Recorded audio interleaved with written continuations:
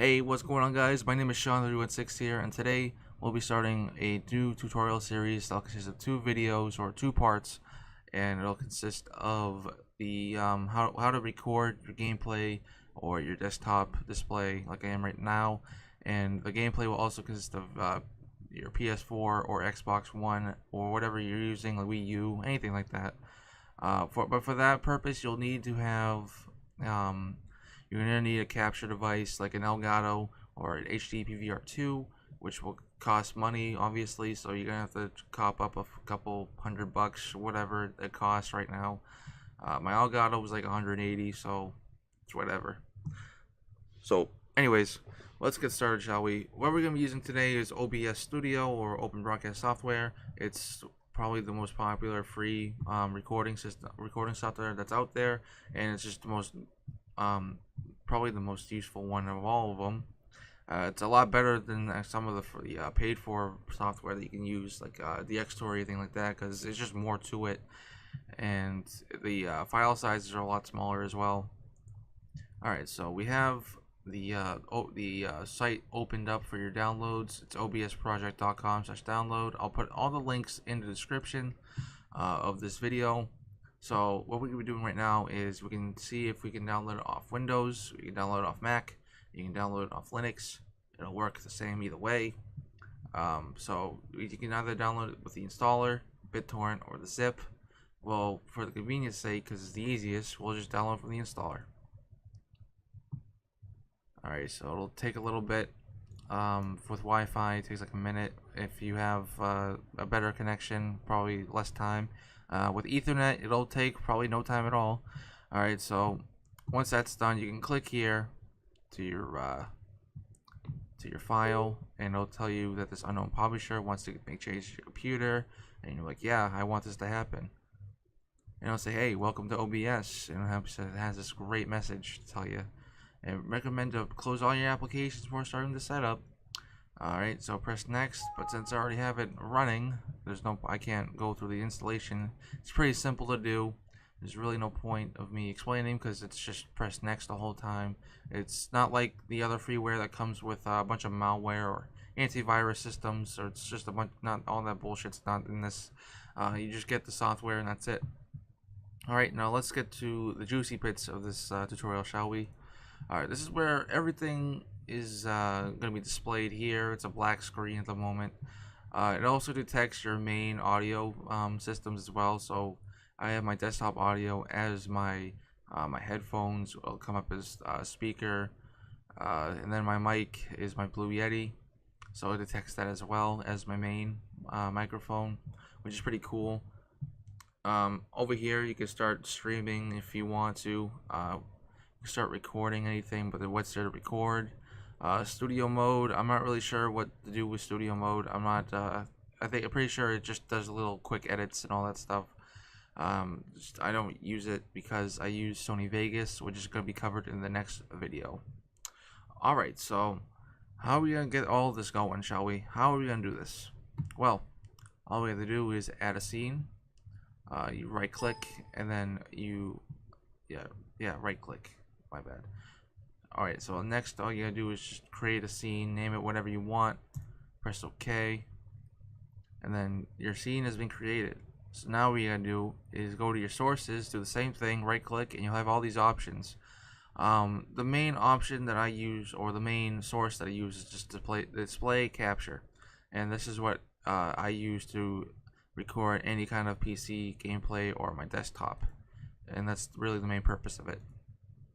And as you can see, it just comes with this infinite loop of your desktop. It's pretty cool, right? If you have dual monitors like I do, you can switch between them. It's pretty cool. You can also enable or disable your capture cursor. Capture cursor. Just your cursor, and you press OK. So now what you have here is just your infinite loop of your desktop display. If you have a dual screen like I do, you can just move it over to the other monitor. If not, you can just minimize it for your recording, and it'll just not be a bother to you. But for right now, though, we're going to leave this up because we have some things to do. Alright, so we're going to head on over to settings, and if you don't you can also just go up here to File and Settings as well. But we're just gonna, yeah, we'll just do that. Alright, General, you just leave this as is. You can change the theme if you want as defaults. It doesn't look that great in my opinion. The dark version looks a lot better. Hit apply. And then for stream, you can choose whatever the hell you want, really. You can show all the services that's necessary. We'll just use Twitch as an example. You can go on to your Twitch profile, which I'm going to do right now. It says show key, and then it'll tell you this, and you get your stream key, you copy it, and then you paste it down here. You can also choose what server you're at. Since I'm near New York, even though, no, well, I'm near Boston, but they don't have a Boston server, so they use New York. So I have to do that. So choose whatever's closest to you for a better streaming connection, and then you copy or you paste your stream key here, and then you're all set for streaming. Alright, so then you have your output, your encoder, leave it as this, as your X264. It really doesn't matter, to be honest. I mean, this comes with my graphics card, I believe. But this is just, it doesn't require a lot of resources. It's pretty cool. It's also a low file size for when you're doing local recordings, because I also use that as well. Use the CBR for your rate control. 2500 bit rate is pretty good. It doesn't there's no huge file sizes, and it looks really good no matter what. The rest of it you leave as is. Alright, for your recordings you can choose whatever recording path you wish. I just leave it in my videos, or my third local disk drive, wherever it is, right here. Use it as that. Now, normally it will change. It will say it's going to be on FLV. You don't want it on there. You want it on MP4. The reason for that is so you can have multiple audio tracks, and this is very important because the having multiple audio tracks is like, it's just like heaven on earth. Because when you're editing, and you have two audio tracks, it's just great. Because if you only have one and you're recording like your voice and the gameplay audio is just mixed into one, it sucks. And you're not going to hear yourself talking sometimes. So, and if the gameplay audio is like boosted all hell, you're not going to hear yourself. So you can just edit it through your editing software, and it's pretty good. Your encoder, just leave it as is. I have it as that. I leave this off, the rescale output, because I'll go into that in a second. This is from your stream files and everything like that, your stream settings, like from over here. So just leave that as is. And as for audio, you just leave the bitrate 320 for your best audio quality. For the audio though, right here, you can change it to 48 kilohertz for the better audio quality, like I just said. Change it to stereo. And then your main desktop device, you can change it to whatever you like. I just keep it as is with my headphones. And then for my microphone, you can use it for anything really. But I use it for my Blue Yeti because it's just much easier to use it for. Video, it uses your base monitor setting, is just 1080p. I downscale it or rescale it to 720p, so it's not a total resource hog when if I record at 1080p, which I never really do. There's really no point, in my opinion. And I leave it as 60. It may, by default, it might be at 30 or 29.97, but putting it on 60, it's so much smoother and much more enjoyable, in my opinion. For some users, for example, if you have Aero enabled, it might have like a frame rate drop. I'm not really sure why, but maybe it's because Aero kind of takes up a little more resources on your PC. But if you disable it, it'll have a steady frame rate of 60, so which is pretty good. Alright, so on your hotkeys, you can use it forever. I would use maybe F8 to start streaming, something like that. F9 to stop streaming. F10 to start local recordings. Stuff like that. But basically, that's pretty much it for your settings. You don't really need to change anything here. There's nothing that you would need to do. Honestly, if you know what you're doing though, however, it's all up to you to change all this. I leave this as is. So basically, we just went through all the settings needed for a good quality video or stream, and that's pretty good, right? All right, so if you don't want to like do anything else as is, you can actually leave this for your PC gameplay videos, and it'll be all set essentially. However, we're not done yet. Say for example that you want to do, this is how it'll pick up your dual audio channels. All you gotta do is go to your mixer, and then it'll just say, for example, mic is gonna be like the first channel that it'll be on your editing software. I'll show you that in a bit in the next video, and then the desktop audio, which is gonna be where your gameplay audio is gonna be coming from, will be on the second channel, and it'll just be so much better to edit, like I just said before. But for right now, though, I'm actually going to add in a audio input capture, which is used for your microphone, other microphones, or anything like that. The main reason I'm doing this right now is because I use the audio input capture for my PC gameplays, and the mic for my PS4 gameplays, and there's a reason for that. Since I already have a little setup for it at the moment.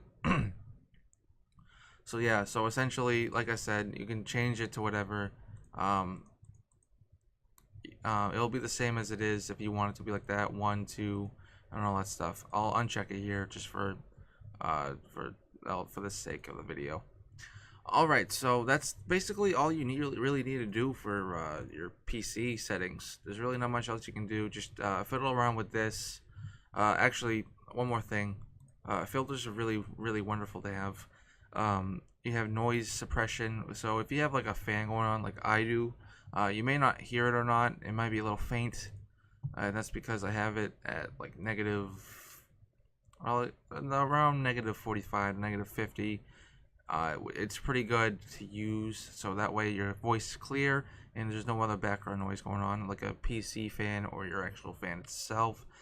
Gain is also I also use gain just to increase the audio just a bit, so I put it at like 1.6, and it works like wonders.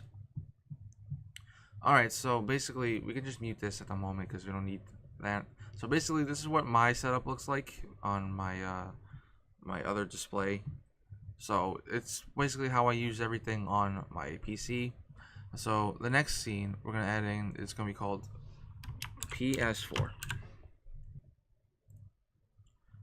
Now this is going to be a little different. It's basically, not really that different. As you can see though, we have the microphone desktop audio. We're going to mute this right now. There's really no point of having it now because it's the PS4, not the desktop. Okay, all you got to do is come up with your video capture device, because you should have an Elgato or HDPR2 installed, or in like the drivers and the actual device installed to your PC. However, I'm gonna show you, if you have Windows 7 currently at the moment, you can go to this link here, and it'll bring you here to download any drivers that you need. Or if you're using Windows 7, you can download Game Capture 3.2 if you want to, which I highly don't recommend because we have OBS. But you need the latest driver, and it works on Windows 7, so you can download it here. And also, if you have Windows 8 and above, you can download all this if you like. But right now, we don't need that. We really just want the drivers, which is how everything works, obviously. So now we're going to get our video capture up.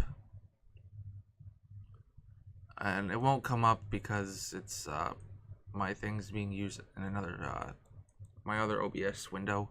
So, but yeah, it'll come up with Elgato game capture. You can configure the video. Also, if you have a Elgato chat set, not chat set, it's a chat link audio cable, which I highly recommend getting as well, because it'll have your chat and gameplay audio come in at the same time. It's actually not as bad as it sounds. It's actually really useful to have. You can also change like the brightness or anything like that, your contrast, saturation, hue. Leave the audio at 100, so yeah, it's better like that. It's not gonna be like horribly loud, so there's that. HDMI color range, keep it expanded. You can choose like there's a whole bunch of options here for your Elgato. I'm using the PS4 because it's in my room. So yeah, that's basically what you can do with the Elgato video settings. You can have it custom. There's really no point though, because you just go to the video configuration menu that I just put up. Alright, but that's basically what you can do with that. And there's also one more thing that we have to do. Since there's, with most capture devices, or actually all of them, there's a little delay in your microphone. And so what with the Elgato, there's like a 0.85 milliseconds of audio delay between you and the capture device if you're doing a live commentary. Alright, so hold on a minute, we gotta get rid of this. Alright, so we have the video capture device audio coming in as audio track 1, and then with the with the sync offset for your microphone, you can have it as 8. I recommend having it at 850. It'll be in sync with your recording, so it's gonna be it's gonna be just a whole lot better. Honestly, it's just it's gonna be in sync with your video recording, and it's just gonna make the video just a lot easier to really edit out and all that stuff. But yeah, that's basically all you need to do to have a good setup for recording your PlayStation 4 and your PC. It's really good to have. It's an excellent piece of software that you can use. I basically just went through like everything you could possibly need to do on this software. There's really not much you can do, not much else you can do. However, you can actually add in a different scene. I usually do this for streaming, but if you want to go into a more in-depth tutorial, there are probably a whole bunch of them out there. This is just for, I mostly do this for local recordings. I don't really stream that often. But for local recordings, what my settings that I have for you guys here is just absolutely perfect. Alright, so this is basically the end of the first part of this video, of this tutorial series. I hope you guys have enjoyed it, and I'll see you guys in part 2 of this pretty cool tutorial. I hope you guys learned something out of it, and peace out.